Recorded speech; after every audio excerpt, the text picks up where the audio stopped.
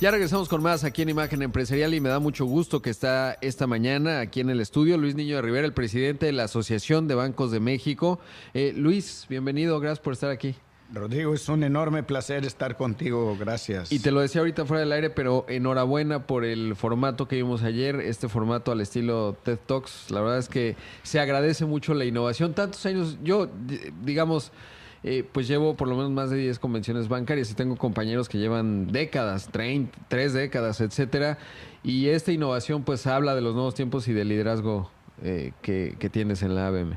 Muchas gracias. Pues sí, es un cambio paradigmático porque eso es lo que está pasando en la banca. Lo que queríamos era, o lo que queremos es reflejar esa transición al mundo digital que nos debe de llevar a la prosperidad para todos. Ese es el lema, porque no podemos seguir en el mundo físico, solamente en el mundo analógico, pensando que vamos a crecer a los 90 millones de adultos que hay en este país, cuando apenas estamos en 40.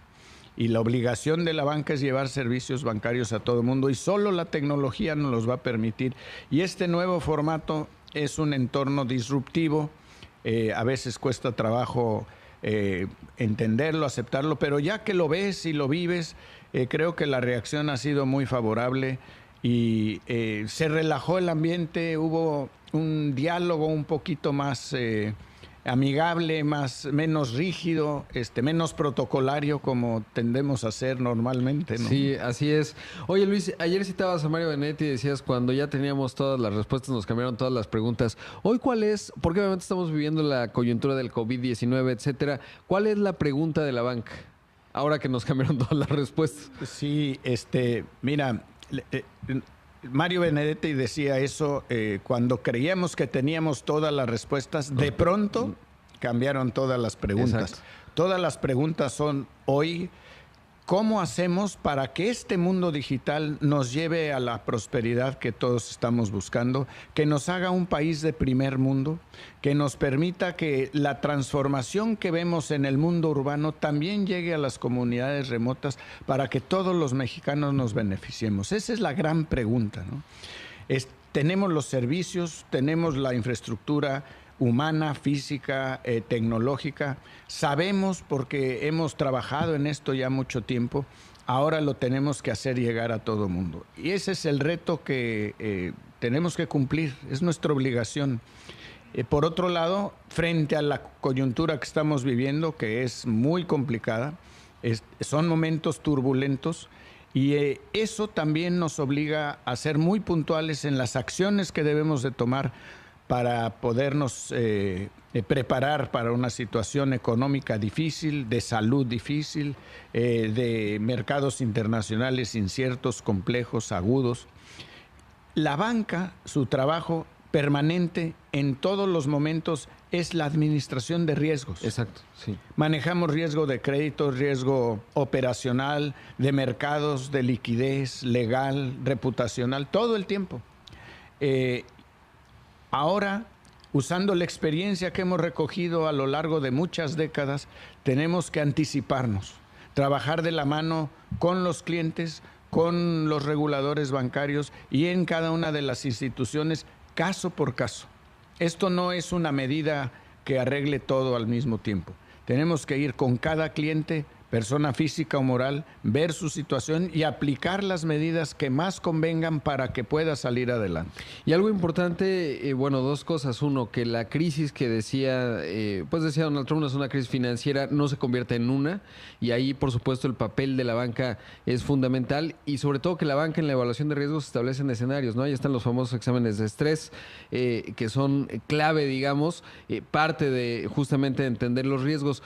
¿Cómo está la banca en México de cara a un panorama formidable que se presenta en términos, pues ya lo vemos en el de salud, lo decía el secretario de Hacienda, ahí apalancado, digamos, Hacienda, parte de la estrategia y la respuesta económica. ¿Cómo está la banca en México en esa coyuntura, sobre todo porque se vienen temas económicos también importantes? Es una gran pregunta, Rodrigo, porque nos podemos sentir muy tranquilos. La banca está parada en una plataforma de solidez, en su estructura financiera. ¿A qué me refiero? Los índices de capitalización en 16% cuando el mínimo regulatorio es 10.5%. Estamos 60% arriba. Los índices de liquidez te piden el 100%, estamos al doble, casi 2-1. La calidad de la cartera vencida está en 2.2% y la cobertura está 1.5 veces. Eso nos da una plataforma muy sólida para aprovechar los 620,000 millones de pesos que tenemos de liquidez para prestar, para promover, que es nuestra tarea, ser el catalizador y el detonador de actividad económica. Si nos regresamos 12 años a la crisis del 2008, que fue una crisis del sistema financiero internacional, particularmente en países muy desarrollados, Estados Unidos, países europeos, Japón, México no sufrió. Tuvimos un muy mal año en el 2009, el 2010 más o menos, y después se empezó a componer el mundo, pero se tardó 10 años en estabilizarse, sobre todo porque las instituciones que quebraron o que requirieron rescate fueron bancarias y financieras. México no tuvo ese problema. Ahora nos vuelve a tomar en un momento muy sólido y podemos hacer cosas muy positivas. Porque estamos viendo, como siempre en una crisis, la parte más difícil, la parte complicada y negativa, pero se presentan oportunidades. Claro. Por ejemplo, los mercados hoy amanecieron de este lado del mundo creciendo. ¿Por qué? Porque ya al abrir el mercado hay mucha gente que dice, oye, yo a ese precio compro. Exacto.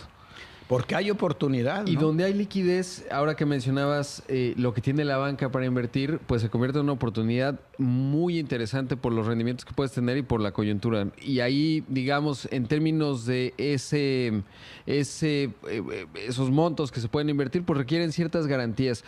¿Cuál es el diálogo que hay con el gobierno federal en términos de esto? Porque, pues, se ha mencionado, es un asunto que desde 2019 lo venimos haciendo. Por un lado, está muy claro el diagnóstico en la Secretaría de Hacienda, necesitamos impulsar la inversión. Ahí se van desdoblando algunos proyectos, se van viendo qué es lo que la banca requiere para tener y poder desdoblar eso en un momento clave que estamos viviendo. Hay 3 motores, Rodrigo, que mueven la economía de manera relevante. La inversión fija bruta, el consumo y las exportaciones. El segundo y el tercero, el consumo y las exportaciones, no van mal, particularmente en el sector agropecuario. Somos un enorme proveedor de los Estados Unidos. El consumo había sido un buen desempeño el que tuvo el año pasado, a pesar de la falta de crecimiento del Producto Interno Bruto, pero la inversión fija bruta está parada. Sí. Y ese es el diálogo que más importa en este momento, que se fijen reglas claras, que sean reglas consistentes, que generen esa confianza que el inversionista necesita para poner su capital y detonar desarrollo en infraestructura. Particularmente importante hoy es el sector energético, ¿no? El gas, el petróleo, la generación de energía eléctrica, todo eso son grandes inversiones y sobre todo que impactan a un número enorme de industrias. Hay quien habla de 30, 40 industrias que se benefician con la construcción de infraestructura y lleva a ciertas regiones del país prosperidad, actividad económica, particularmente en el sureste. Eso es lo que estamos platicando y eso es lo que queremos que suceda. Y sería una gran señal, lo dijo el secretario de Hacienda hace unos días en otra conferencia, pues estaríamos ya teóricamente, de acuerdo a lo que dijeron, a días de que se pueda dar este anuncio. Y el otro factor, diría Luis, y preguntarte, ahora que se ratifique el TEMEC, hay una enorme oportunidad en proveeduría tecnológica, dado lo que estamos viendo en China, que se ha pagado, porque independientemente de que se reactivarán, es un país eficaz, pues se requiere, digamos, cadenas de suministro mucho más robustas. El mundo se da cuenta y México yo creo que eso es el mejor lugar y eso va a requerir, pues, financiamiento.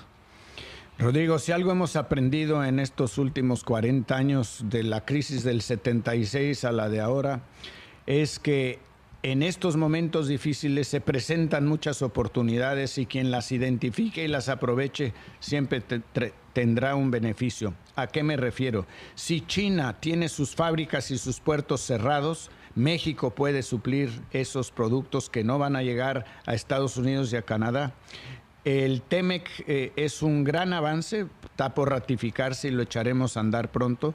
Y eso nos da a nosotros un momento relevante que debemos de aprovechar. Luis, agradecerte mucho, se nos acabó el tiempo, pero siempre un gusto platicar contigo. No, hombre, un placer, Rodrigo, que tengas muy buen día y muchas gracias por estar en Acapulco. Al contrario, siempre un gusto.